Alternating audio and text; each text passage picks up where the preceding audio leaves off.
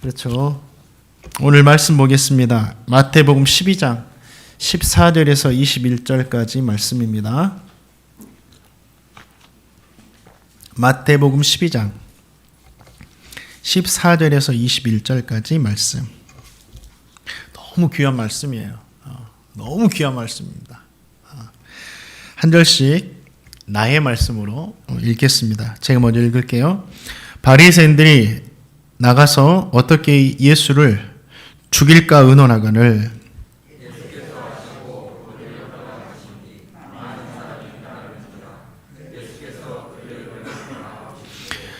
자기를 나타내지 말라 경고하셨으니 보라 내가 택한 종 곧 내 마음에 기뻐하는 바 내가 사랑하는 자로다. 내가 내 영을 그에게 줄 터이니 그가 심판을 이방에 알게 하리라.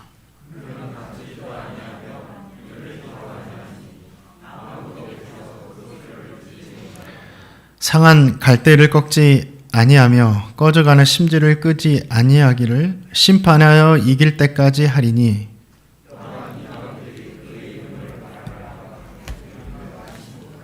아멘. 예수님께서 바리새인들과 안식일에 대한 논쟁을 통해서 안식일의 참의가 무엇인지를 알려주셨습니다. 그리고 손 마른 자를 치유하심으로 말미암아 몸소 안식일이 이런 날이다라는 것을 보여주시기도 하셨습니다. 그런데 이 바리새인들은 보면서도 들으면서도 깨닫지를 못하고 오히려 분노합니다. 화를 내요, 예수님께. 그래서 말씀 보니까 어떻게 예수를 죽일까 하고 서로 의논하기 시작합니다. 예수님은 그 사실을 아시고 그 자리를 떠나시죠. 그런데 예수님의 말씀과 행하신 기적을 본 많은 사람들은 이 바리새인들과는 달리 주님을 계속해서 따라옵니다. 주님은 자신을 따라온 많은 사람들 중에 있는 병자들을 보시고 그 병자 모두를 다 또 고쳐주십니다. 계속해서 안식일에 주님께서 말씀하시는 그 사랑을 실천하신 거죠. 오늘 이러한 치유 사역, 자신을 죽이려고 하는 바리새인들을 떠나는 그 모습을 보면서 이 말씀을 통해서도 저와 성도님에게 주시는 귀한 은혜들이 있습니다. 그 은혜를 나의 것으로 받으시기를 주님의 이름으로 축원드립니다. 자, 마태복음 12장 14절 말씀 같이 한번 읽어보겠습니다. 시작.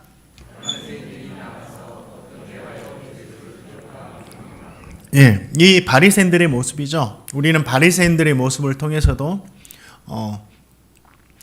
깨닫는 바가 있어야 됩니다. 예수님께서 사람이 안식일을 위해 있는 것이 아니라 안식일이 사람을 위해 있다라고 하시면서 또 안식일은 나는 자비를 원하지 제사를 원하지 않는다 하시면서 또 사랑을 실천하시죠. 그러면서 손 마른 자를 고쳐주시고 또 오늘 보니까 많은 병자들을 고쳐주십니다. 이 손 마른 병은 불치병이었습니다. 누구도 고칠 수가 없는 병이었는데 오늘 보니까 주님께서는 단순히 손을 내밀라 하시고 말씀으로만 깨끗하게 치유하시죠. 그렇다면 이 주님의 말씀을 가르치고 듣고 주님께서 일으키시는 이 놀라운 치유 사건을 보면서 인자는 안식일의 주인이다 하신 말씀 정말 다 보여주셨잖아요. 들려주셨잖아요. 그럼 믿음을 가져야 됩니다.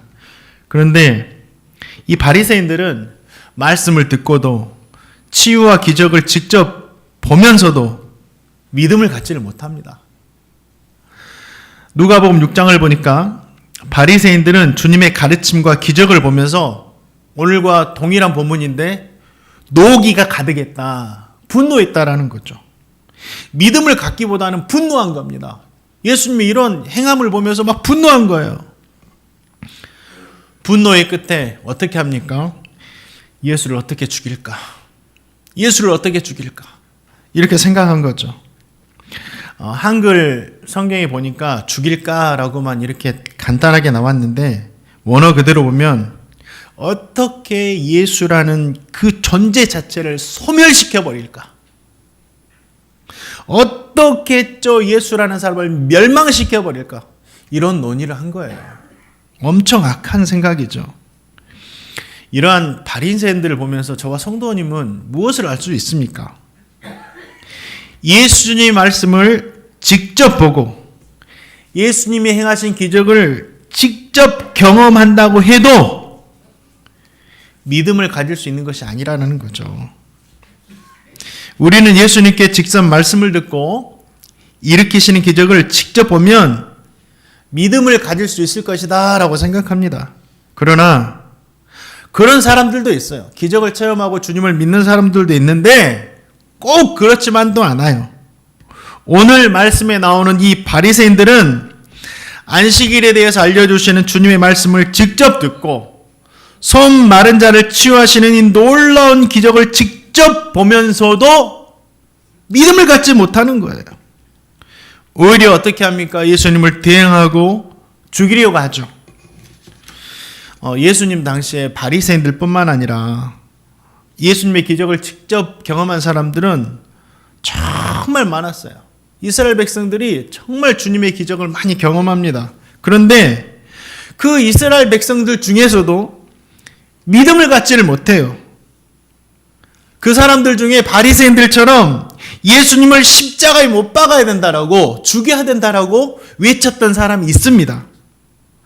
누가복음 17장을 보면 주님께서 10명의 문둥병자를 고쳐주십니다. 그 누구도 고칠 수 없는 병이었어요. 다 고쳐주세요. 10명을 한날 한시에. 그런데 그 중에 딱 한 사람만 믿음을 가져요.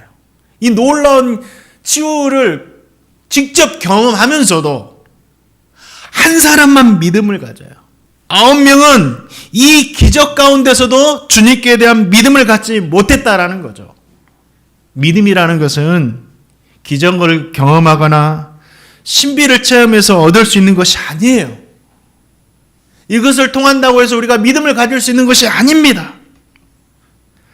그러면 믿음은 어떻게 주어지죠, 우리에게? 에베소서의 말씀에 보니까 믿음이 하나님의 선물이래요. 믿음은 그냥 하나님께서 우리에게 주시는, 거저 주시는 은혜라는 거죠. 우리는 은혜로 주시는 선물인 믿음, 주님께서 그냥 주시는 거예요. 이 믿음을 받기만 하면 된다라는 거죠. 그런데 믿음이라는 이 선물을 주실 때 받기는 받아야 되는데 우리가 어떻게 받냐고요. 이게 중요하면 어떻게 받냐고요. 자, 로마서 10장 17절 말씀. 우리가 믿음을 받는 방법입니다. 주님께서 선물로 주시는 이 믿음을 받는 방법이에요. 읽겠습니다. 시작.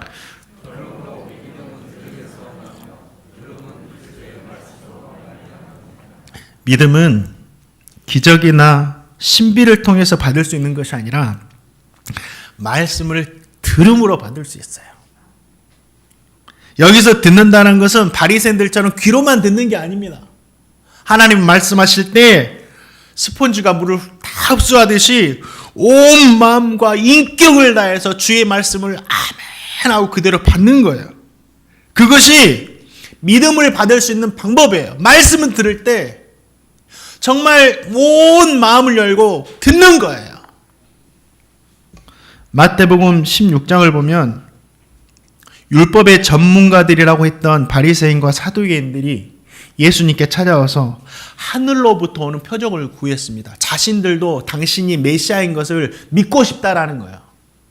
그래서 표적을 구합니다. 하늘에서 음성이 들린다거나 천군 천사가 나타나서 예수님이 하나님의 아들이라는 것을 증거한다거나 엘리야처럼 불병거가 나타난다거나 이게 눈에 보이는 이런 기적들을, 표적들을 구한 거죠. 그 표적들을 통해서 당신이 하나님의 아들인 것을 우리에게 보여달라. 우리가 그럼 믿겠다라는 거죠. 그런데 주님은 그 요구를 거절하십니다. 왜냐하면 이미 예수님은 자신이 하나님의 아들이라는 사실을 다 보여주셨어요. 죽은 자를 이미 살리셨었고 병든 자를 이미 고치셨고 구약의 모든 말씀을 통해서 자신이 그 말씀을 성취함으로 말미암아 하나님의 아들이라는 걸 다 보여주셨어요. 더 이상 보여줄 게 없습니다. 그러면서 이 말씀을 하세요. 이 말씀이 표적이에요. 그들에게 주는 표적입니다. 이 말씀을 잘 들으면 표적을 볼 수 있고 믿음을 가질 수 있는 거예요. 그런데 이들은 이 말씀을 듣질 않아요. 자, 마태복음 16장 4절 말씀, 그들에게 표적을 구하는 그들에게 주시는 말씀이에요. 읽어보겠습니다.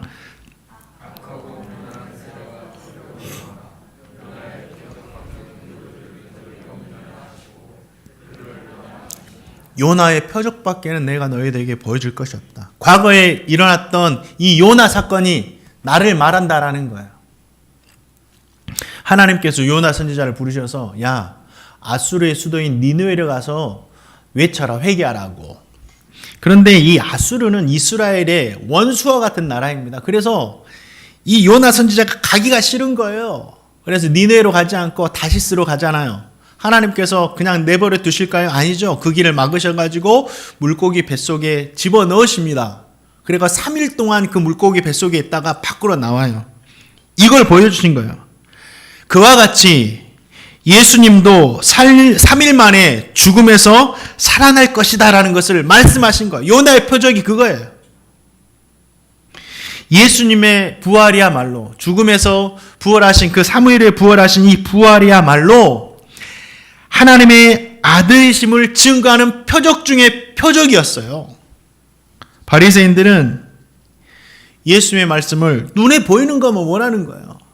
말씀하셔도 듣지를 않는 거예요. 예수의 말씀을 귀로만 듣고 그냥 흘려버립니다. 눈에 보이는 하늘의 표적을 구했는데 요나의 이야기를 하시니까 그냥 말씀을 듣지 않는 거예요. 그들이 예수님께서 요나의 표적을 말씀하셨을 때 그 말씀을 온 마음으로 들었다면 어떻게 되었을까요? 예수님께서 십자가에 죽으신 후에 요나의 표적처럼 3일 만에 부활하셨다는 그 소식이 들렸을 때, 그 소식이 많이 들렸었거든요.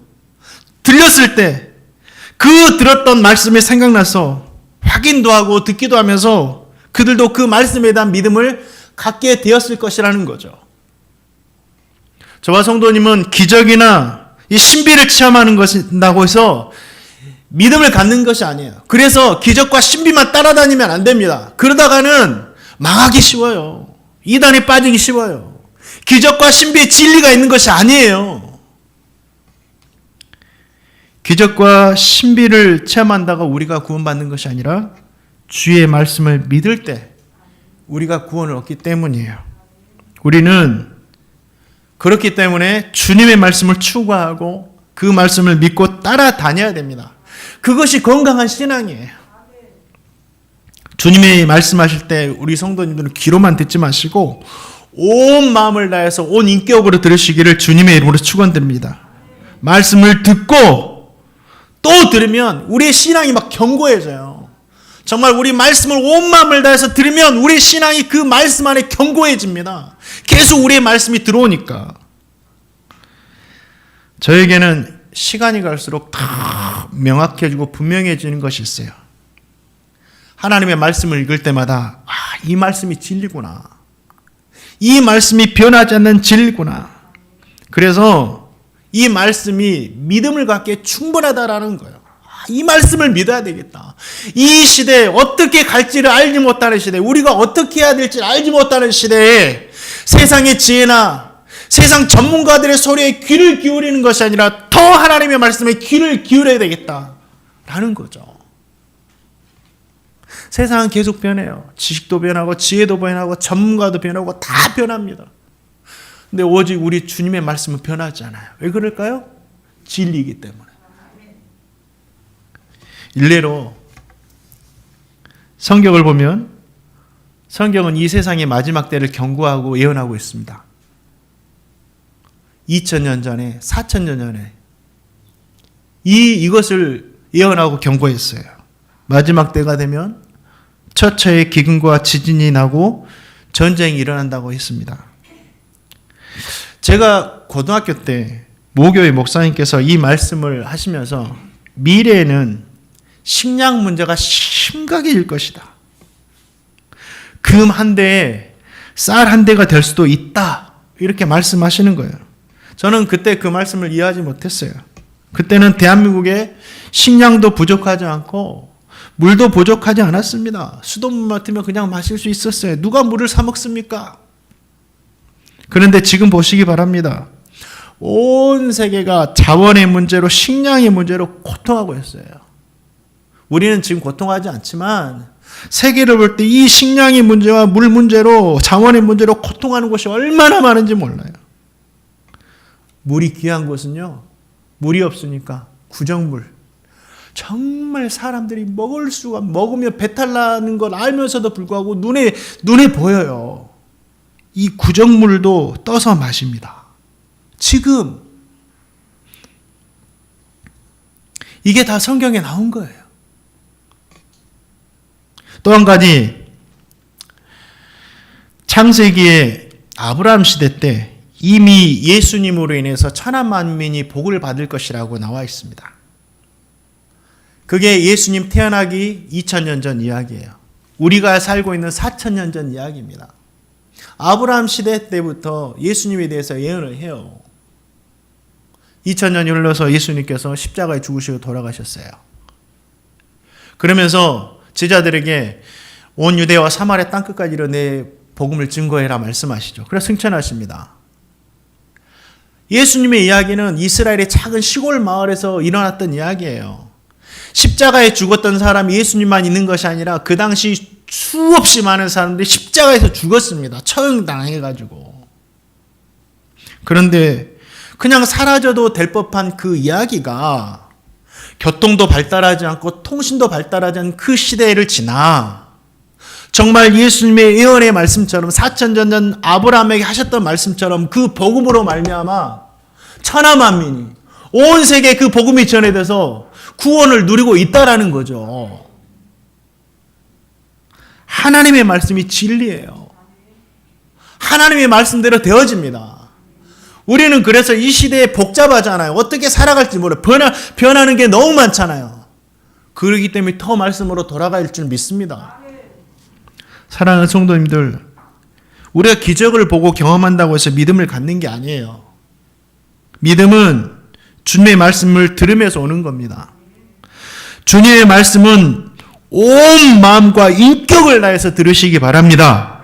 그 들음을 통해서 선물로 주시는 이 믿음을 받으시고 이 믿음의 삶을 누리시기를 주님의 이름으로 축원드립니다. 또 이 바리새인들의 모습을 통해서 우리가 깨닫게 되는 한 가지는 살리는 이야기 하자는 거예요. 살리는 이야기. 바리새인들은 예수님을 어떻게 죽일까 의논하잖아요. 마가복음 3장을 보면 이 일에 바리새인만 동참하는 게 아니라 헤롯 당도 동참했습니다. 정치인들도.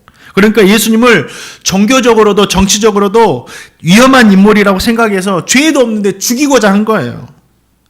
예수님 한번 보세요. 예수님에게 죽일 만한 잘못이나 죄가 전혀 없습니다. 없잖아요.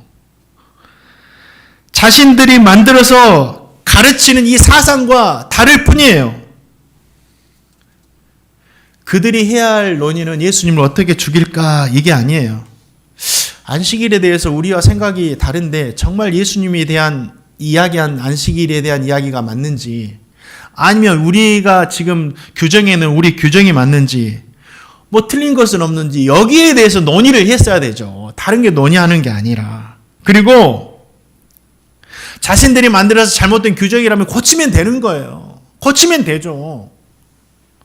주님께서 그럼 잘했다고 칭찬하셨을 거예요. 또 그럴 리는 없지만 그들이 생각한 대로 예수라는 사람이 율법과 규정에 대해서 잘못 알고 있고 율법을 보면서 예수라는 사람에게 죄가 있다고 생각한다면 그를 죽여 없앨 사람이 아니라 어떻게 하면 그를 바른 길로 인도해서 살려낼 것인가, 이걸 의논해야죠. 적어도 지식인이고 종교 지도자들이라면 이걸 의논했어야죠. 죄인을 어떻게 살릴 것인가, 이 죄인을 어떻게 구원할 것인가, 이걸 의논해야 되잖아요. 이 사람 없어져면 우리 속이 시원하겠다고. 사랑하는 성도님들, 우리 그리스도인들은 악한 계획과 악한 생각에 동참하면 안 됩니다. 복 있는 사람은 악인의 꾀를 쫓지 않는다고 했어요. 아무리 죄인이라 할지라도 그 사람을 죽이기 위한 일에는 절대 동참하지 마시기 바랍니다. 또 한 가지, 우리 주님은 죄인이라 할지라도 살려내기 원하셨어요. 언제 하면 우리 주님이 저놈 죽여야 된다고 말하면서 회의하신 적이 있나요? 아니요. 어떤 죄인이라 할지라도 우리 주님은 살려내기를 원하셨어요. 그래서 십자가라는 방법을 찾아내시고 그들을 다 살려내시기 위해서 십자가를 지셨어요. 저와 성도님은 주님을 본받아야 됩니다. 왜니까? 성도니까. 예수님 믿는 사람이니까. 하나님의 백성이니까. 그래서 아무리 죄인이라 할지라도 내 마음에 들지 않는 사람이라 할지라도 어떻게 하면 저 사람 살려낼 것인가? 어떻게 하면 저 사람을 회복시킬 것인가? 그것을 기도하고 고민해야 되죠. 고민할 뿐 아니라 도움을 줄 수 있으면 우리가 손을 뻗쳐서 도와줘야 됩니다. 살아나라고. 그러지 말라고. 그게 성도이고 예수님 믿는 사람이에요. 모두가 악한 길이 아니라 선한 일에 열심을 내시고 죄인이라 할지라도 죽이는 일이 아니라 살리고 회복하는 일에 힘쓰는 저와 성도님 되시기를 주님의 이름으로 축원드립니다. 자, 마태복음 12장 15절 말씀 치유받고 싶으시면 한번 읽어보세요. 읽겠습니다. 시작.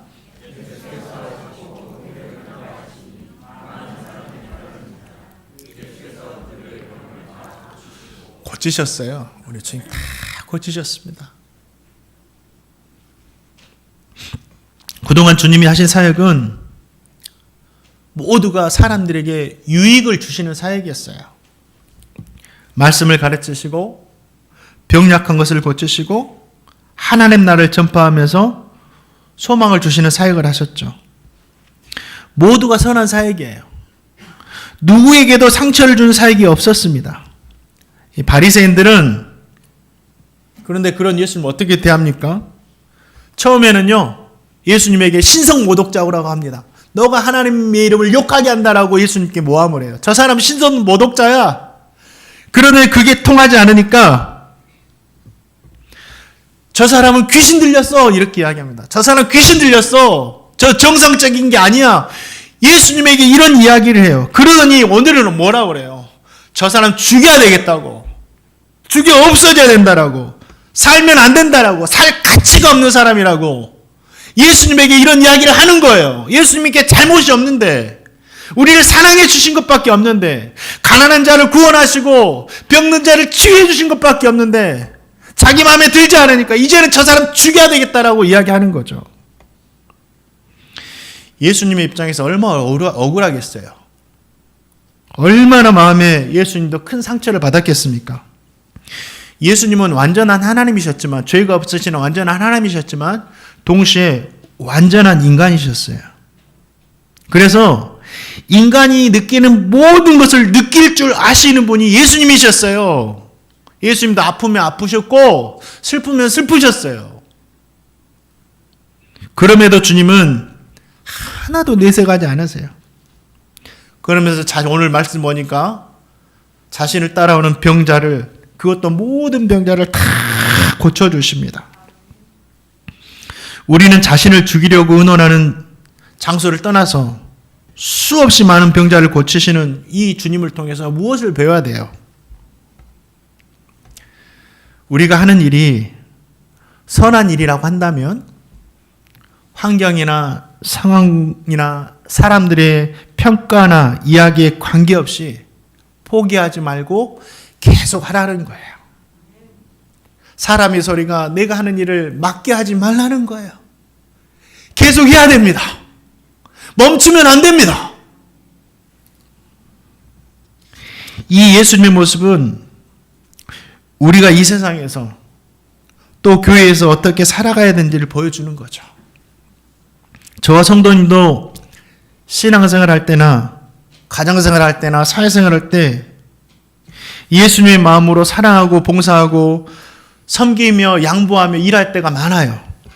우리 성도님 그럴 때 많죠. 선한 마음으로 일할 때. 그런데 다 좋아해 주시면 좋겠는데 어떤 사람들은 그 모습을 바리새인들처럼 좋지 않게 볼 때가 있어요. 색안경을 끼고 볼 때가 있어요. 그래서 오해하는 말을 하고 그것이 선한 일인데 악한 일로 들려질 때가 있다라는 거예요. 모함을 받고 나는 선한 사람이었는데 나쁜 사람이 될 때가 있다라는 거예요. 그때 어떻게 해야 돼요? 억울하고 상처가 되고 다 내려놓고 싶어지죠. 그래서 진짜 교회에서 열심히 사역하다가 열심히 사역하시는 분들이 상처도 많이 받는 거예요. 사역하지 않으면 상처도 안 받아요. 상처받아가지고 사역을 다 내려놓는 성도님들도 있습니다. 그러나 그때 우리는 어떻게 해야 됩니까? 주님이 보여주시잖아요. 낙심하고 포기하지 말아라. 그것과 상관없이 사람들과의 이야기에 관계없이 너가 하는 일을 계속해야 된다 라고 우리에게 말씀해 주고 있습니다. 멈추면 안 돼요. 멈추면 끝나요. 그걸로 끝나요. 나를 모함한 사람들의 이야기로 끝나버려요. 나는 그런 사람 되는 거예요.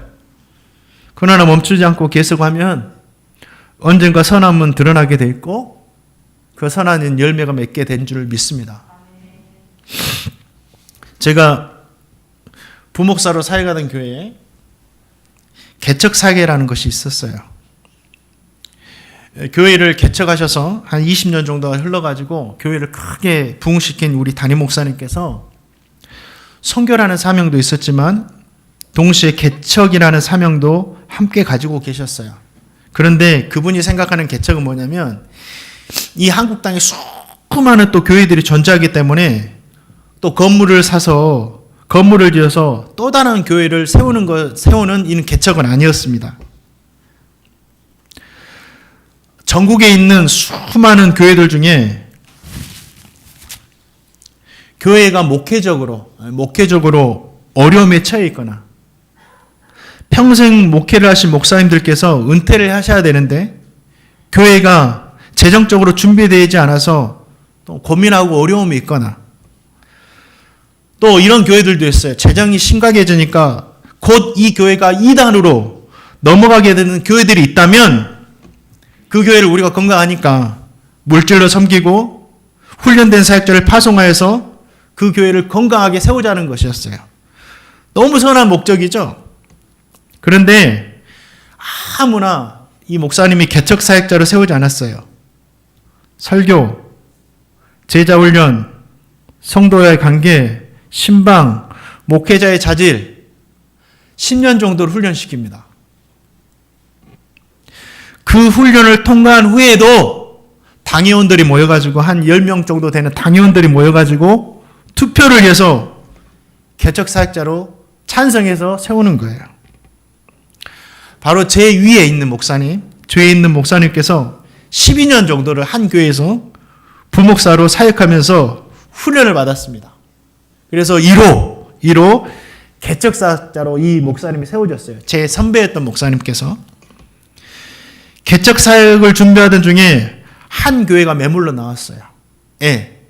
너무 재정이 어려워지니까 곧 교회가 다른 곳으로 넘어가게 된 거예요. 그래서 이 목사님이 그걸 아시고 그곳 담임 목사님을 만나서 우리 교회에 대한 개척 사역의 이야기를 나눴죠. 그리고 지금 있는 교회가 개척 사역을 하는 교회가 기존에 있던 담임 목사님께서 은퇴를 할 수 있도록 잘 모든 회의를 다 해드렸습니다. 그리고 정말 아름답게 은퇴하시도록 다 만들어 드렸어요. 교회가 하지 못한 것 다른 교회가 대신 섬겨주고 또 훈련된 목사님까지 파송해 줬으니까 정말 선한 일이잖아요. 그리고 그 목사님이 개척 예배를 드리고 개척 사역이 시작됐습니다. 그런데 그 다음 주에 성도들이 예배에 오지 않는 거예요. 한 교인들이 한 30명쯤 됐는데 이 성도들이 오지 않는 겁니다. 그래서 고민이 되는 거죠, 이 목사님이. 그래서 알고 보니까 소문이 났는데 목사가 교회를 팔고 가버렸다. 지금 있는 목사는 돈을 주고 교회를 사서 왔다. 이 소문이 성도들뿐 아니라 교회 주변까지 다 나버렸어요.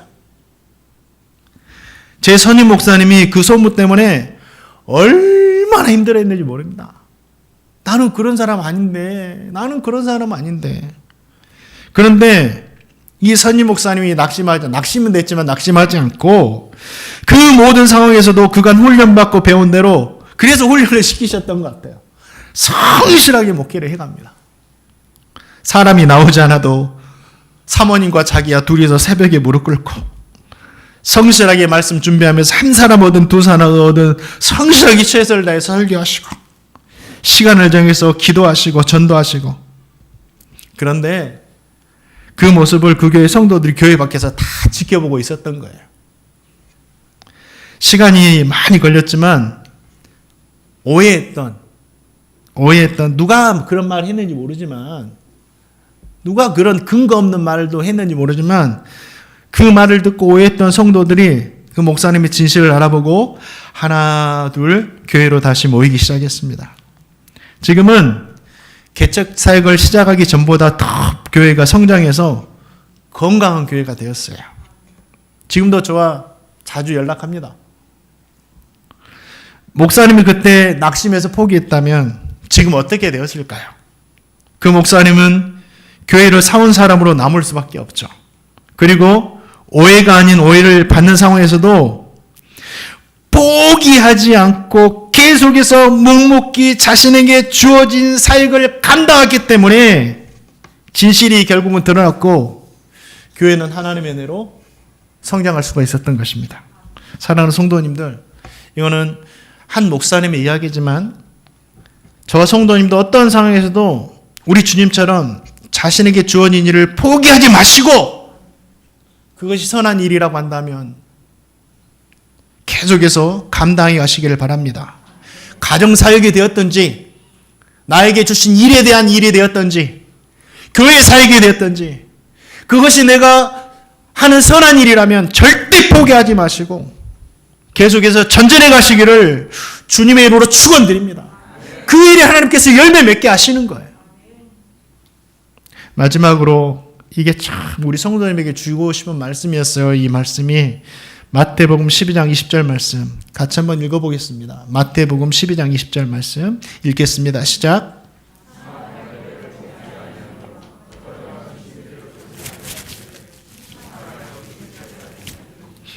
네, 하나님은 상한 갈대를 꺾지 않으신대요. 성경을 보니까 갈대는 상자를 만들거나 모세가 갈대 상자에 태워서 갔잖아요. 상자를 만들거나 벽돌을 만들 때 건축을 하거나 아이들 훈육할 때 좋은 갈대는 꺾어가지고 회초리로 사용을 했었습니다. 성경에 보니까. 그런데 갈대라고 할지라도 상한 갈대는 상품성이 없었어요. 상했다라는 말이 그냥 상한 것이 아니라 썩었다라는 거예요. 썩은 갈대예요. 사람들은 온전한 갈대를 구하기 위해 상한 갈대를 다 베어버립니다. 그런데 주님은 그 썩은 갈대마저도 끝까지 꺾지 않으신다라는 거예요. 100 중에서 99가 죽어버렸어요. 단 0.1% 생명이 남아있는 그 갈대도 꺾지 않으신대요.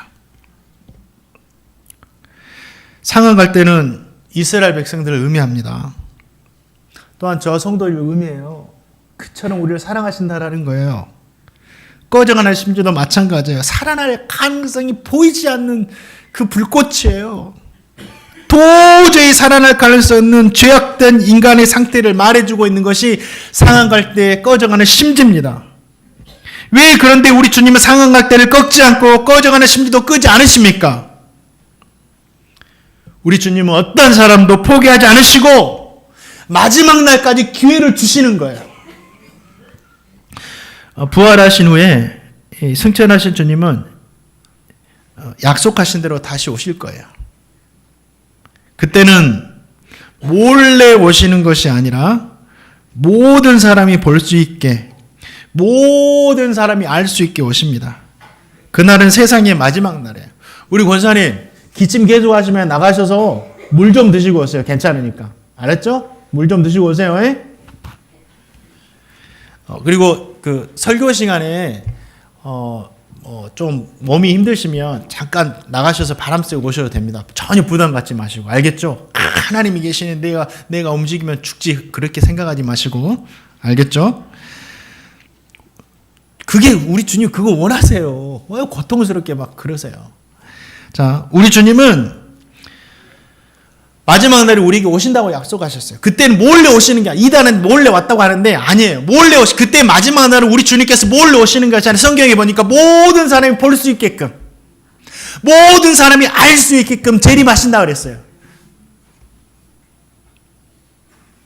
우리 주님은 그때가 마지막 날이에요. 이 시대의 마지막 날입니다. 주님 그 마지막 날까지 모든 인간들을 포기하지 않고 그 시간까지 기회를 주고 계신 거예요. 상한 날때와 같은 필요 없어 보이는 사람까지 그 사람 살아날 수 있다라고 기대하면서 기회를 주시는 거예요. 오늘 본문에 나온 바리새인들에게도 지금 주님께서 기회를 주시는 거예요. 이스라엘 백성들에게 기회를 주시고 계시고 지금 이 시대를 살아가는 저와 성도님에게 우리 가족 모두에게도 기회를 주시는 거예요. 그런데 기억하세요. 기회는 딱 한 번입니다. 주님이 오시든지 약속대로 오시든지 우리가 먼저 주님께 가든지 기회는 딱 한 번이에요. 사랑하는 성도님들, 주님께서 귀하게 주신 이 기회를 놓치지 마시고 꼭 붙잡고 살아가시기를 주님의 이름으로 축원드립니다. 또 한 가지, 주님이 포기하지 않으시니까 우리도 포기하면 안 됩니다. 왜 포기합니까? 주님이 포기하지 않으시는데, 주님은 상한 갈 때도 포기하지 않으시는데 왜 우리가 포기합니까? 포기하지 마세요. 사람이 볼 때 상한 갈 때나 꺼져가는 심지는 살아날 가능성이 전혀 없는 상태였어요. 그러나 우리 주님은 그 불가능함을 가능하게 하세요. 오늘 말씀 보세요. 손 마른 자는 불가능했지만 그 병자를 고치셔서 온전케 하시잖아요. 우리 주님에게는 상한 갈 때도 온전케 하실 수 있고 꺼져가는 심지도 활활 타오르게 하실 수 있는 능력이 있는 줄 믿습니다. 그래서 포기하지 않으시는 거예요. 저는 제 스스로가 볼 때 상한 갈 때예요. 상한 갈 때 탁 말려가지고 불을 지피는 데 사용하면 그만인 인생이죠. 어제 어떤 성도님과 통화했는데 그 성도님이 뭐라고 하시냐면 자신이 먼지와 같다고. 그래서 먼지와 같은 일이라도 할 수 있으면 섬기겠다고 하시더라고요. 참 그 고백이 너무 귀하다. 그러면서 그 고백을 들으면서 저는 속으로 이런 생각을 했어요. 주님, 저는 먼지보다 못한 존재인데요. 그런데 그런 저를 주님께서 포기하지 않으셨어요. 저는 먼지보다 못한 존재였지만 주님 포기하지 않으셨어요. 그래서 포기하지 하신 주님께서 저를 살려주셔서 지금 어떻게 하세요? 장작과 같이 사용하고 계세요. 장작과 같이. 저는 먼지인데 장작과 같이 사용하고 계십니다. 금요철 기도에 참석하신 우리 성도님들 얼마나 뜨거운지 우리 경험하셨을 거예요. 상한 갈대 같은 제가 왜 이렇게 되었어요? 다 주님 덕입니다. 주님의 은혜입니다. 우리 주님은 목수세요. 집을 짓는 전문가입니다. 상한 갈대랄지라도 그분의 손에 들려지면 썩은 부분은 필요 없는 부분은 다 제거가 되고 온전한 재료가 된다라는 거예요. 이 사실을 믿으시고 내 모습이 상한 갈대와 같다 하더라도 쓸모없는 우리 인생을 쓸모있는 인생으로 바꾸어 주실 주님의 손에 우리 성도님의 삶을 다 맡겨드리시기를 주님의 이름으로 축원드립니다. 저와 성도님은 이미 온전한 갈대가 되어서 쓰임받고 있어요. 정말 쓰임받고 있습니다. 우리 성도님들은 어떤 일에 쓰임받고 있냐면 우리는 필리핀에 북할교회를 세웠습니다. 지금 그 북할교회 우리 계속해서 지원하고 있고 기도하고 있어요. 그 북할교회가 부흥하고 있어요. 언제 한번 우리 성도님들도 방문해야 되는데 우리 성도님들 통해서 말레이시아 원주민들에게도 복음이 증거가 되고 있어요. 우리 성도님들 하시는 일이에요. 중국, 태국, 미얀마, 라오스 등의 젊은이들이 복음을 듣고 훈련받아서 미래의 목회자들로 지금 화야시 신학교에서 지금 교육받고 있어요. 우리가 후원하고 있어요. 우리 성도님들이 헌금하신 걸로 지금 이렇게 움직여지고 있습니다. 이번 주 원로 목사님 나가신다고 하니까 잠깐 만나서 식사의 교제를 했습니다. 선교사로 완전히 파송되기 전에 사전 준비차 나가시는 시간이에요. 그러면서 하시는 이야기가 산족교회가 15군데가 있는데 섬겨야 된다라고, 그리고 자신의 사명이 이 15개의 교회를 한국교회에 있는 교회에 한 개씩 입양시켜야 된다고, 한 달에 15만 원씩 드는데 입양시켜야 된다라고 저에게 무거운의 압력을 가하시더라고요. 저는 그 이야기를 듣고 가슴이 뛰었어요. 그런 확답드리지 않았습니다. 제가 결정할 수 있는 것이 아니니까.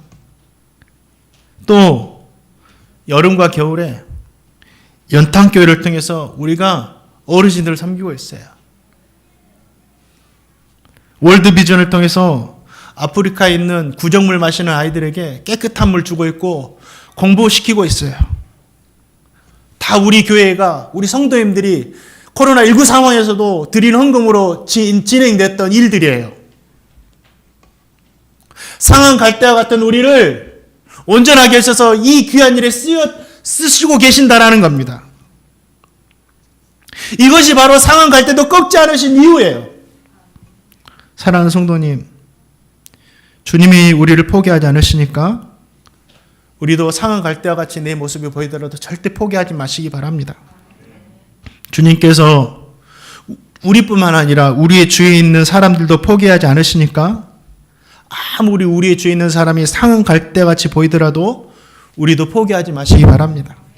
그리고 21절의 말씀처럼 나를 건강한 갈대로 만드시고 우리 주변 사람들을 활활 타오르는 불꽃으로 만들어 주실 주님을 바라보면서 살아가시는 저와 성도님 되시기를 주님의 이름으로 축원드립니다.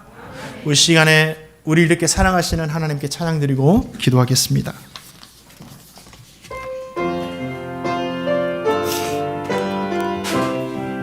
함께 계실지어다.